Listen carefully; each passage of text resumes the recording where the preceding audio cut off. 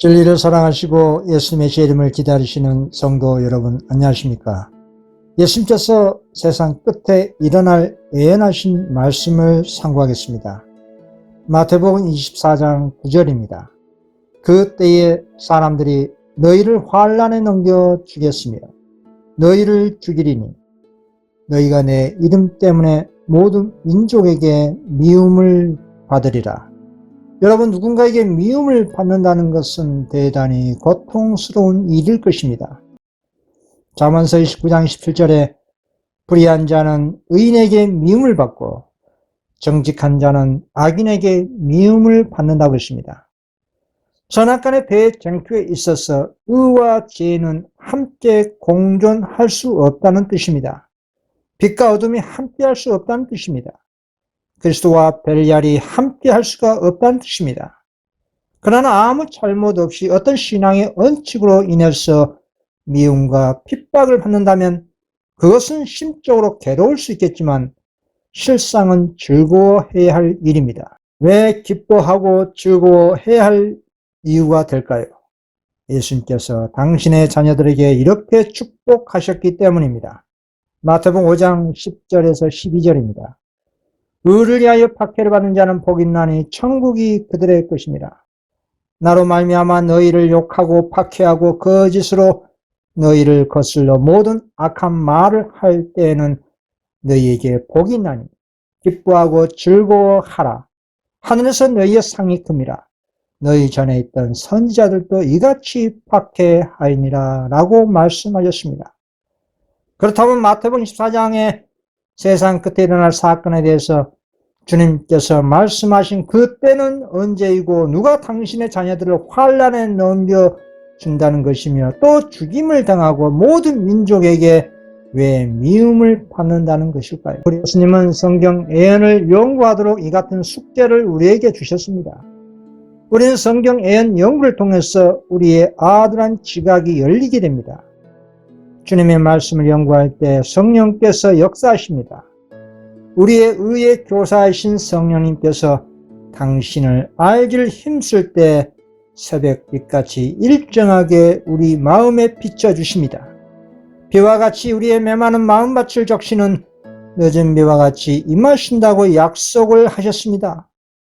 오늘날 은혜 시기에 성령의 은혜의 도우심으로 말미암아 우리 분성 개발과 개혁이 믿음으로 이루지 못한다면 7일 재앙의 시기에는 성령이 그때 떠나면 다음의 말씀처럼 부모가 자식을, 자식이 부모를 죽는데 내어주는 아비규환이 되는 것입니다. 마태복음 10장 21절 장차 형제가 형제를, 아버지가 자식을 죽는데 내주며 자식들이 부모를 대적하여 죽게 하리라. 참으로 충격적인 말씀입니다. 이 말씀은 짐승이표 사건 때 7일 재앙의 상황에서 완벽하게 성취가 될 것입니다. 왜 당신의 자녀들이 예수님 이름 때문에 가장 가까운 부모, 형제, 혈육과 원수가 되고 모든 민족에게 미움을 받는다는 것일까요? 여기에서 핵심은 모든 민족에게 미움을 받는다는 것입니다.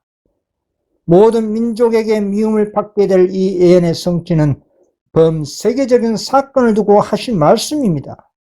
그 예언의 사건은 어떤 사건일까요? 마태복음 10장 23절 이 동네에서 저희를 박해하거든 저 동네로 피하라. 내가 진실로 너에게 이르노니 이스라엘의 모든 동네를 다 다니지 못하여서 인자가 오리라. 그렇습니다. 온 세상에 어떤 특정 사건으로 인해서 더 이상 피할 곳이 없는 사태가 될 때에 우리 예수님께서 오신다고 하신 것입니다. 오늘 이렇게 신앙하기 편한 시대에 이 말씀이 성취되고 있습니까? 아직 그렇지 않습니다. 왜냐하면 이 예언의 사건이 도래하지 않았기 때문입니다. 그때에 천국 복음이 온 세상에 증거될 때에 그제서 끝이 오는 상황은 곧 하나님의 마지막 경고의 기별인 셋째 천사 기별, 즉 짐승의 표를 받지 말라는 최후의 기별이요 경고입니다. 사단이 가장 싫어하는 복음이 계시록 14장에 짐승의 표를 받지 말라, 그리고 셋째 천사 기별의 능력을 더해주는 계시록 18장 4절에 바벨론에서 나오라는 음증소리입니다.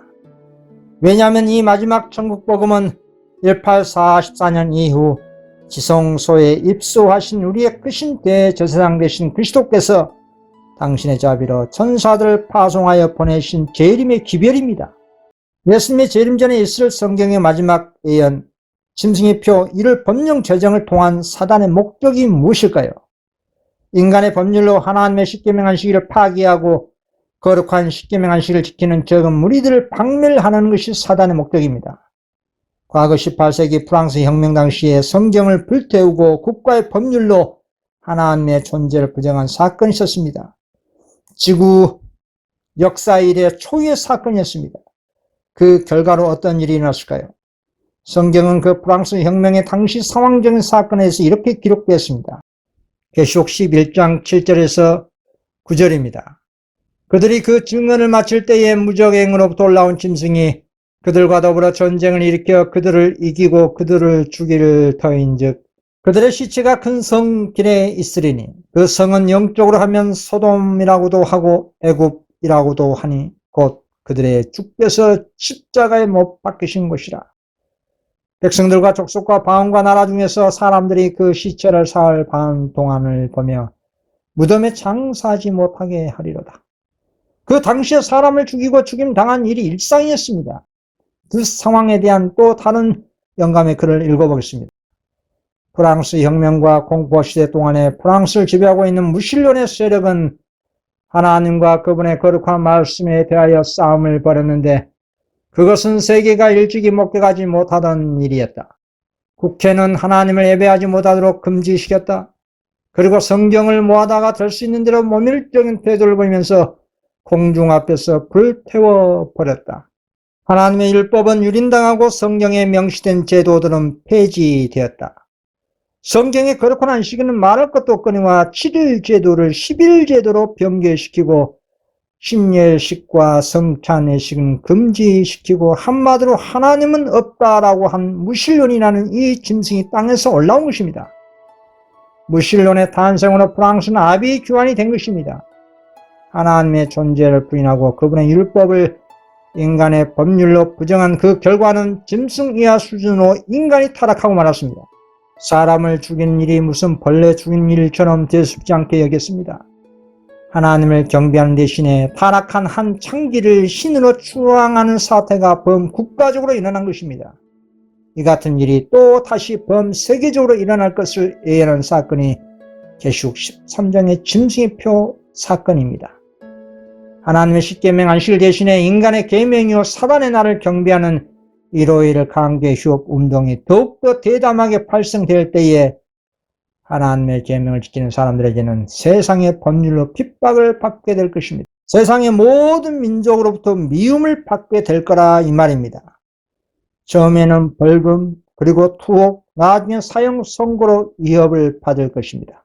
그렇게 해서 하나님을 참으로 믿는 신앙을 버리도록 유혹과 핍박을 받는 것입니다. 또 어떤 사람들은 당근 정책으로 좋은 지위로 유혹하고 어떤 사람은 보수나 이익으로 유혹을 받을 것입니다. 그러나 그런 하나님의 계명을 포기하도록 유혹과 핍박을 받을 때 우리 믿음의 조상들이 그런 것처럼 여자의 남은 자손은 담대하게 이렇게 선포하게 될 것입니다. 사도행전 4장 19절 20절입니다.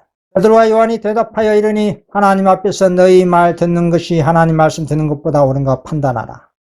우리는 보고 들은 것을 말하지 아니할 수 없다 하니.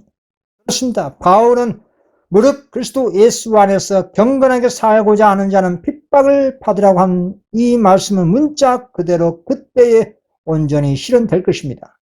진리의 영호자들이 일요일 경배 준수를 거절하는 때에 벌금을 물게 될 것입니다. 그리고 옥에 갇히게 될 것입니다. 노예와 같은 취급을 받을 것입니다. 사형 선고를 당하게 될 것입니다. 이와 같은 박해의 때에 예수님의 충성스러운 종들은 야곱의 환난을 겪게 될 것입니다. 여자의 남은 자손은 오직 하나님과 그 진리의 말씀만 의지하고 마지막 경고를 신실하게 전합니다. 왜 그리스도의 충성스러운 종들은 그런 핍박을 알면서도 그리고 당하면서도 사단과 그의 인간 세력들에게 미움을 받으면서 끝까지 주님의 마지막 이 기별을 선포하고 증거하는 것일까요? 왜냐하면 그들의 마음을 감동시키는 하나님의 성령이 그들로 말하지 않을 수 없게 하기 때문입니다. 그래서 에레미야는 자신이 마음에 불이 붙은 그 심정을 이렇게 증거했습니다. 에레미야 20장 9절입니다.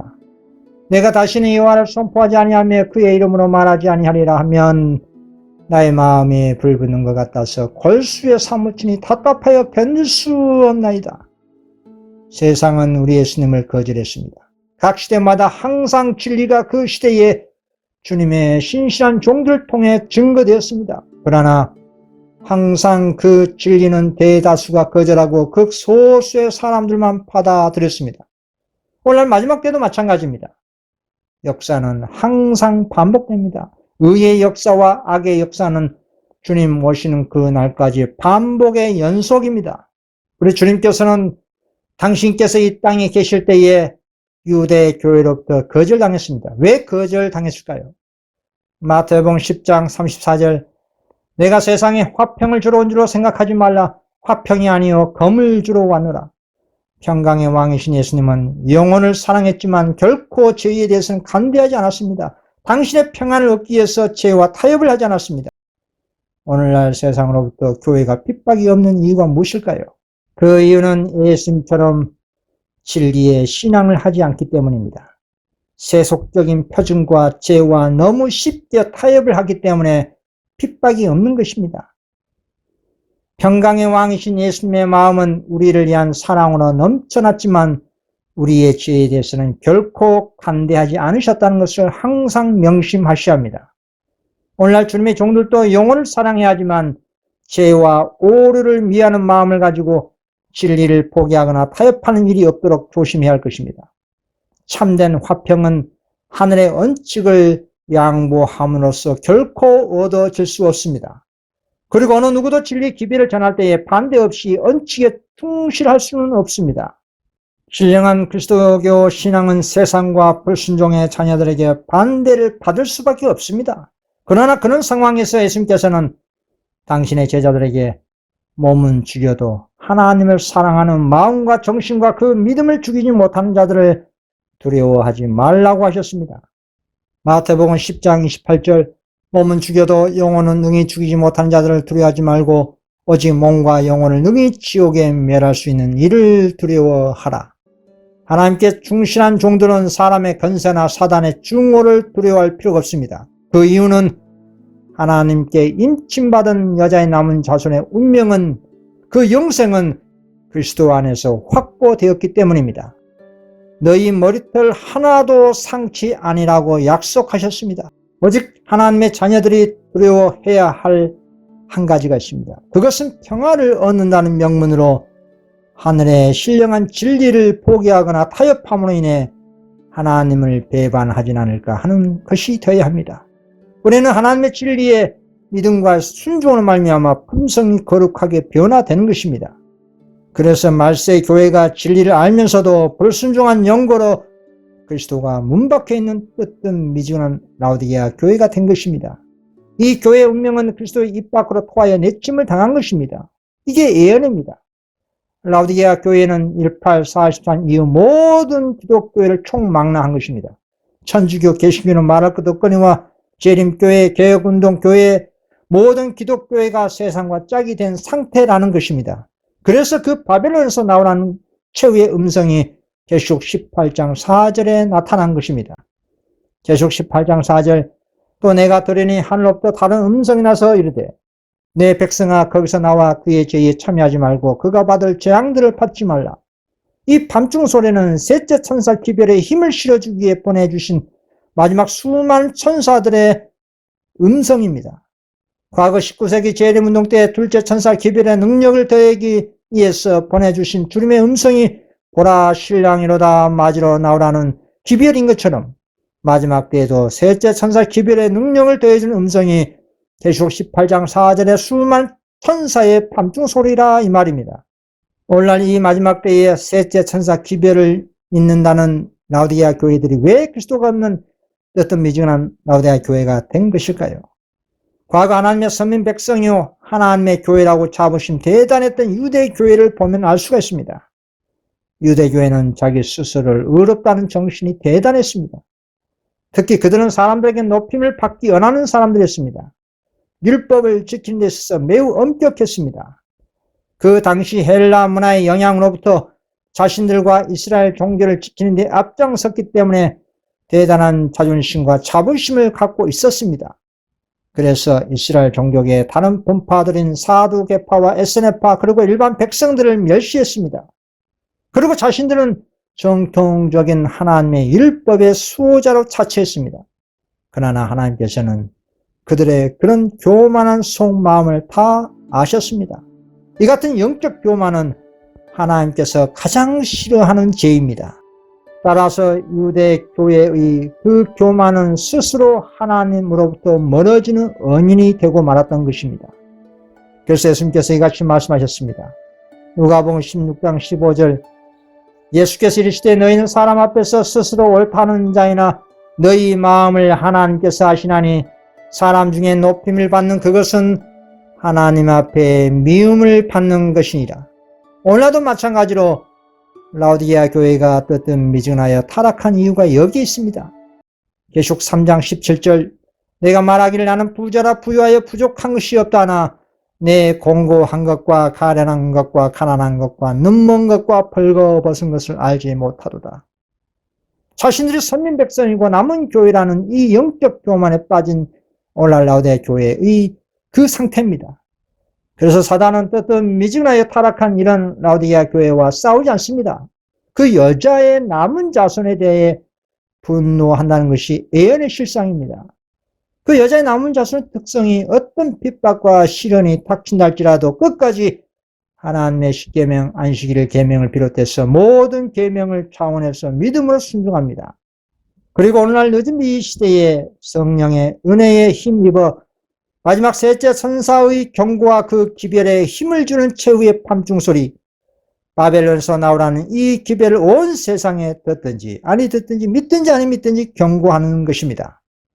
그래서 사단은 모든 민족 방언 백성들을 총동원해서 이 여자의 남은 자손 14만 4천에게 분노하는 것입니다. 혹시 여러분들 중에서 진리의 신앙과 하늘의 언칙을 고수한 연고로 가족에게 또는 친구에게 일터에서 사이로부터 핍박과 미움을 받는다면 기뻐하시기 바랍니다. 그것은 예수님을 따라가는 좁은 길을 가고 있다는 분명한 증거입니다.